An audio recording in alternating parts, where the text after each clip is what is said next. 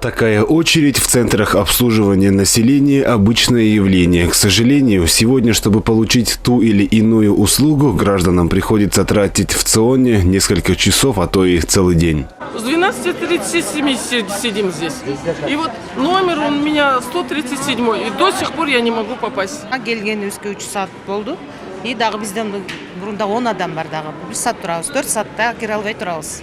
Эми электронный кезек негизи жакшы экен, эми бат-бат болуп турса жакшы да. Электрон негизи уруш талаш жок мына. Чтобы упростить гражданам получение услуг, связанных с работой центров обслуживания населения, госпредприятие «Инфоком» разработало новую функцию в приложении «Тундук». На сегодняшний день самой большой проблемой людей, которые приходят в центры обслуживания населения за получением той или иной госуслуги, являются бесконечные очереди, в которых некоторым приходится стоять по несколько часов. В связи с этим госпредприятие «Инфоком» разработало новую услугу в программе «Тундук».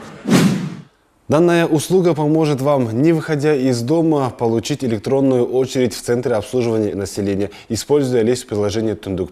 Давайте мы вам наглядно покажем, как это можно сделать. Итак, открываем приложение «Тундук». Выбираем раздел «Услуги», далее «Онлайн-очередь в ЦИОН». Запись. Выбираем область, далее ЦИОН, после чего выбираем категорию услуг. Выбираем саму услугу, число и время. Создать билет. Все, это уже наш билет, с которым мы можем пойти в ЦИОН и получить нашу услугу. По словам разработчиков, ранее пилотный проект функционировал только на территории города Бишкек. Теперь новая услуга доступна по всей стране. Также, благодаря электронной очереди, «Инфоком» сможет вести мониторинг услуг, предоставляемых гражданам. С помощью этой услуги мы можем видеть полную картину работы всех ЦИОНов. Мы ведем аналитику, и в режиме реального времени мы видим состояние каждого ЦИОНа и в разрезе операторов, в разрезе услуг. И это нам поможет в будущем принимать правильные решения. Например, некоторые операторы могут не уложиться во времени в обслуживании той или иной услуги. А мы это можем проконтролировать и в будущем повлиять на это.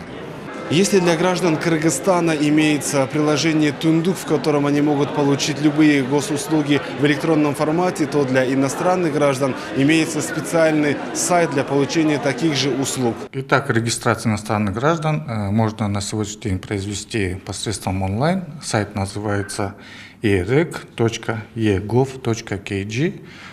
Для чего? В связи с чем? В настоящее время нет необходимости иностранным гражданам приходить в ЦИОНы, стоять в очередях. На сайте необходимо зарегистрироваться, взять пароль, логин и пароль. И также на сайте имеется пошаговая инструкция, как это делается. В общем, проблем никаких нет. Вот сайт выглядит таким вот образом.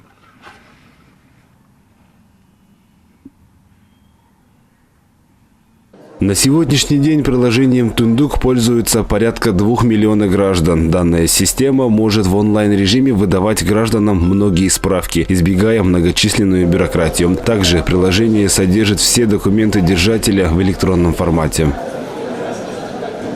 Малик Аюпов, Мирлан Джаныбеков, ЛТР, Бишкек.